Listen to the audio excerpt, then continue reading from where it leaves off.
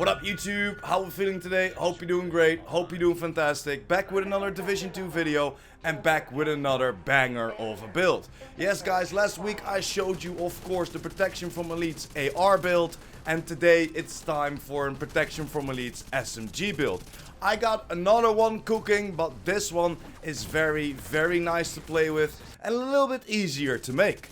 So, what are we talking about? We're talking about combining the Protection from Elites with the Hunter's Fury. Yes, this is a lot of fun. Of course, you can hit a little bit harder, but this is mainly going towards countdown.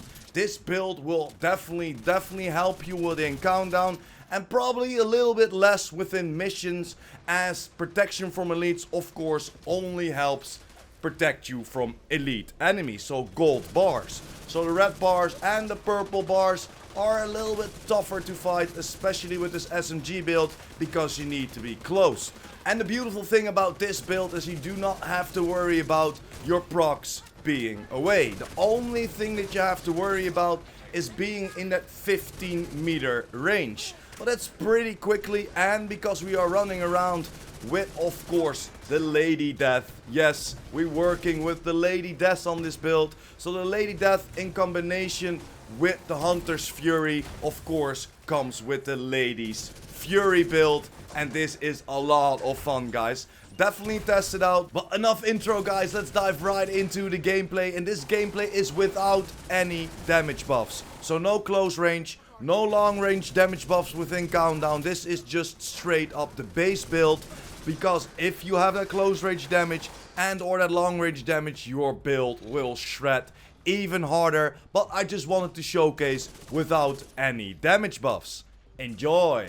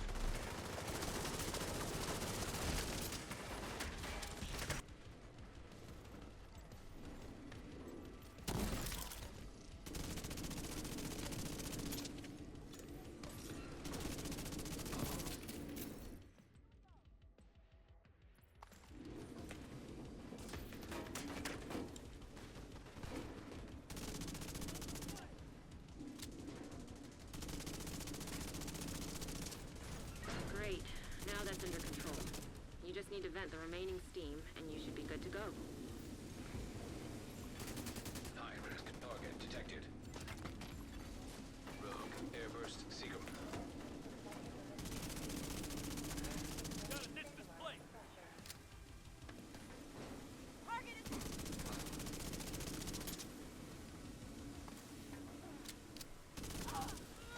And there we are, guys, starting of course like always with our specialization. We are using the survivalist specialization, the bow specialization. Why? Because it comes with those incendiary grenades, pretty nice to use. Next to that, we're gonna get 15% increased outgoing healing for our teammates. And this is the most important part, the 10% increased protection from elites. This helps our build quite a lot. And then next to that, the armor kits now repair over 5 seconds instead of instantly, but also apply to group members within 20 meters. So whenever you pop a kit, everybody that's around you will get healed as well. This is very nice for your teammates, and the same for members that are close to people that are affected to status effect, get an extra 10% bonus damage. So you're not only boosting yourself up with this build and shredding through enemies, but you also help your teammates out. And then over to the two skills that I'm using. I'm using the Revive Hive. Why the Revive Hive? Because it's nice. You always are close to the enemy, so there is a chance that you get taken out and then the Revive Hive is very, very nice to use. Next to that, I'm using the Chem Launcher, the Riot Foam. Why? Because I love to trap my enemies, especially with the combination of Hunter's Fury. If you take one out, the team around it will get confused. You will get a bigger damage output, you get a damage boost for yourself, and then just take them out quickly and very easily because they are still stuck. This helps your build out very much. I went with 9.8% in share duration and 1 extra ammo. Then jumping over to the build, like I said in the intro, we are using the Lady Death. My Lady Death is on expertise level 13, so I'm getting an extra 13% weapon damage. Next to that, everything is God rolled, 15% SMG, 21% crit chance, and of course the damage to armor. And why are we using the Lady Death? Because of that breathe free talent. When moving, gain 4 stacks per second or 8 stacks if you're sprinting, up to a total stack of 32. There are 32 bullets in the mag, so every single bullet will get that 75% amplified damage. And then next to that, and this is a great thing, especially within Countdown, kills grant 20% movement speed for 10 seconds. So if you take somebody out, that's the last person of the mob of enemies and they spawn all around across the map, then you can just zoom there. You are just the Flash zooming through the Countdown to get your next target down. This helps out a lot and it is a lot of fun to play with. You are hella fast with this build. Then next to that, I'm using the Tactical Vector. Why the Tactical Vector? Because it has a high RPM. It hits for around 103.7k. So pretty decent still. I just have it proficient, not upgraded whatsoever. And then of course I went for the damage to target out of cover. And the rest is God rolled as well. I chose for Optimist on there. So the weapon damage is increased by 3% for every 10% ammo missing from the magazine. Helps you out quite a lot. And then next to that, I went for 2 critical hit chance mods on there, 1 critical hit damage, and then of course the extra 20 rounds. And then like always, I'm just using my handgun to get them up to the proficiency rank. I'm just farming handguns and using handguns on my build, so you can use whatever handgun you want. I'm just using handguns to get it up to the proficiency rank 10. And then over to the build, guys. Of course, we're rocking the Hunter's Fury gear set. 2 pieces will give us 15% shotgun damage, 15% SMG damage. 3 pieces will give us 20% armor on kill. This helps out a lot in keeping you alive, of course. Although that protection from elites gives you a lot of protection. Because we are running around with a full red build. Yes, guys. No armor cores on there. Full red build and just shredding through enemies while still be protected throughout all the protection from elites mods and attributes that we use. The beautiful thing of the Hunter's Fury is of course that 4-piece, that Apex Predator.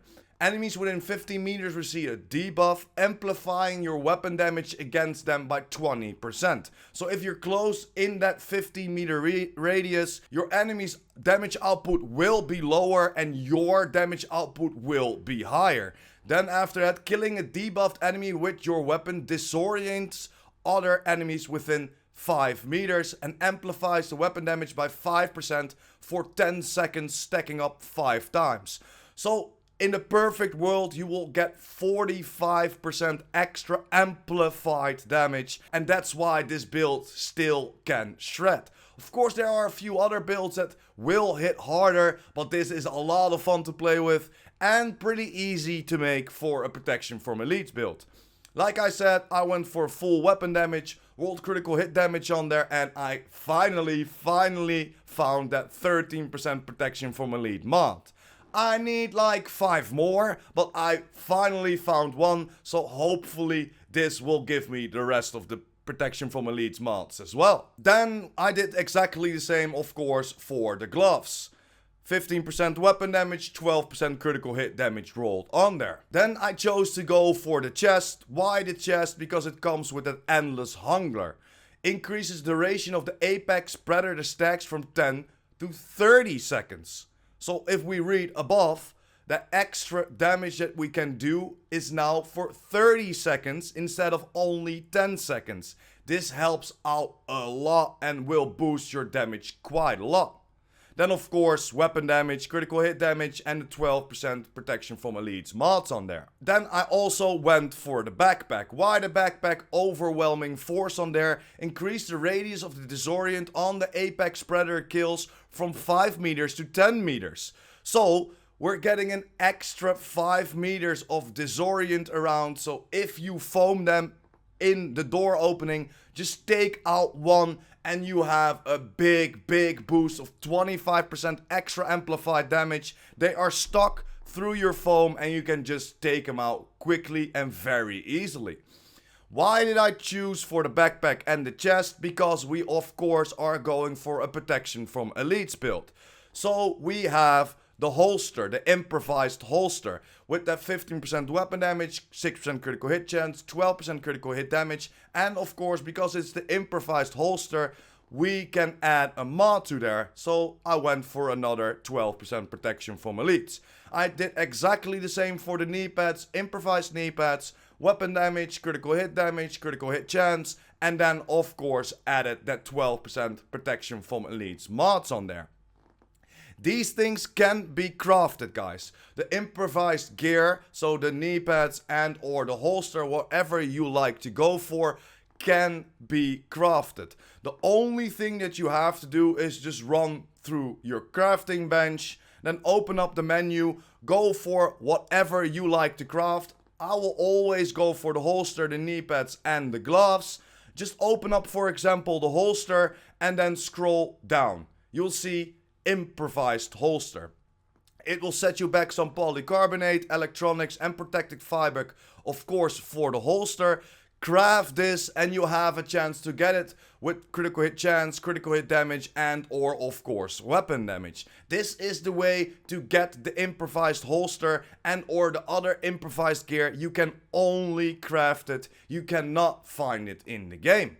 So let's jump over to the stats real quick and see what this build has to offer. And there we are, guys, at the stats. Of course, our primary weapon almost hit for 107k. We have a 35k PvP damage. Then we have a 53% critical hit chance. You know my opinion, always work towards that 50 to 55% critical hit chance before stacking it to critical hit damage. We have 122 critical hit damage on this build, and of course the base of 70% headshot damage. And next to that, we have a 71% protection from elites.